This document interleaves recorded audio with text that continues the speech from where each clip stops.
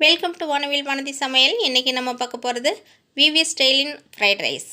வேறு ஒரு ஃப்ரைட் ரைஸும் நான் போட்டிருக்கேன். அதை பாஸ்மதி ரைஸில் soya sauce, tomato sauce and spring onion, capsicum இது மாதிரிலாம் நிறைய ஆட் பண்ணியிருப்பேன். இந்த ஃப்ரைட் ரைஸ் பார்த்திங்கன்னா ரொம்ப சிம்பிளாக செய்யக்கூடியதுங்க. நம்ம வீட்டில் உள்ள பீன்ஸு, கேரட்டு, கோஸ் இது மாதிரி வச்சு பண்ணுறது தான். இந்த ரைஸ் செஞ்சு கொடுத்திங்கன்னா ஹெல்த்தியாகவும் இருக்கும். ஏன்னா வெஜிடபிள்ஸ் எல்லாம் ஆட் ஆகிருக்கும், நெய்யை ஆட் பண்ணுறேன். அதனால் பசங்க விரும்பி சாப்பிடுவாங்க. ஒரு ஹெல்த்தியான ஃபுட்டுங்க அது.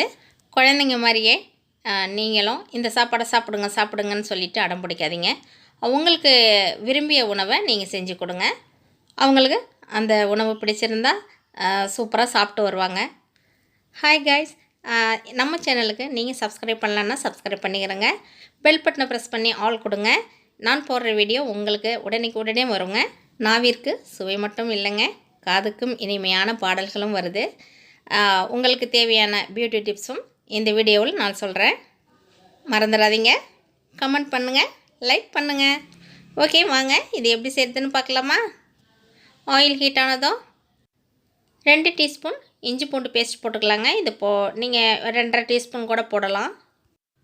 இந்த இஞ்சி பூண்டு பேஸ்ட் கொஞ்சம் ஃப்ரை ஆனால் போதுங்க. ஏன்னா நம்ம வெஜிடபிள்ஸ் எல்லாம் அதில் போட்டு நம்ம ஃப்ரை பண்ணுறோம் இல்லையா, அதுலேயே அது ஃப்ரை ஆகிக்கும். இப்போது கொஞ்சம் பீன்ஸு பொடிசாக கட் பண்ணி ஆட் பண்ணிக்கலாம். கேரட்டும் கோஸும் சீக்கிரம் குக் ஆகிடும். பீன்ஸு கொஞ்சம் லேட் ஆகும் இல்லையா, அதனால் கொஞ்சம் நேரம் இதை வதக்கி விட்டுக்கலாம். அடுத்து பார்த்திங்கன்னா பெரிய சைஸ் ஆனியன் ஒன்று நல்லா நீட்டு வாக்கில் கட் பண்ணி இது கூட ஆட் பண்ணிக்கலாங்க. கேரட் இருக்கு இல்லையா, நம்ம காய் சீவோம் இல்லையா, பெரிய ஹோல்ஸாக இருக்கும், அதில் துருவி போட்டுக்கலாம். அதே மாதிரி கோஸும் அதிலே துருவி போட்டுக்கலாங்க. இதையெல்லாம் நம்ம தேவைக்கேற்ப தான். இது நான் செய்கிற சாப்பாடு 2 பேர் சாப்பிட்லாங்க. அந்தளவு குவான்டிட்டி தான் அது. ஸோ இவங்கெல்லாம் கொஞ்ச நேரம் அந்த ஆயிலில் குக் ஆகட்டும். அதாவது ரொம்ப குக் பண்ணக்கூடாதுங்க. அந்த பச்சை வாசம் போகிற அளவுக்கு நம்ம குக் பண்ணிக்கிட்டால் போகிறோம். இன்றைக்கி உங்களுக்காக பாடலில் ஒரு அழகு குறிப்புங்க. கஸ்தூரி மஞ்சள் இருக்கு இல்லையா, அது நாட்டு மருந்து கடையில் கிழங்க வாங்கிட்டு நம்ம பவுட்ரு போல் அடித்து வச்சுக்கலாங்க. கஸ்தூரி மஞ்சள் பவுட்ரு இருக்கு இல்லையா, அதில் ஒரு 1/2 டீஸ்பூன் எடுத்துக்கோங்க. கடலமாவு 1/2 டீஸ்பூன், 1 டீஸ்பூன் தயிர். இதை மிக்ஸியில் நல்லா பேஸ்ட் போல் அரைச்சிட்டு நம்ம ஃபேஸுக்கு அப்ளை பண்ணிவிடுங்க. ஒரு 10 நிமிஷம் கழித்து நல்லா ட்ரை ஆனோடனே வாஷ் பண்ணுங்கள். வீக்லி 2 டேஸ் போடலாங்க. ஃபேஸ் நல்லா க்ளோவிங்காக இருக்கும். அந்த பிளாக் மார்க்கெல்லாம் மறைஞ்சிடுங்க. வெஜிடபிள்ஸ் எல்லாம் ஆஃப் குக் ஆகிடுச்சிங்க. 1/4 டீஸ்பூன் பெப்பர் பவுடர். அடுத்து பார்த்திங்கன்னா 1/4 டீஸ்பூன் சீரக பவுடர். இந்த பவுடர் தனித்தனியாக இல்லைன்னா கூட நம்ம மிளகு சீரகம் ரசத்துக்கு அடித்து வச்சுருப்போம்ல நைஸாக, அதை ஒரு 1/2 டீஸ்பூன் ஆட் பண்ணிக்கலாம். கரம் மசாலா 1/4 டீஸ்பூன்.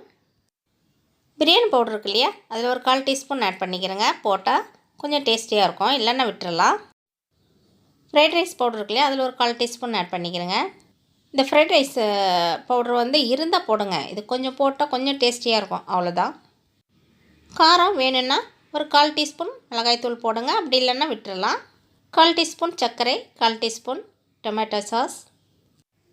இது சிட்டியில் டக்குன்னு வாங்கலாம்.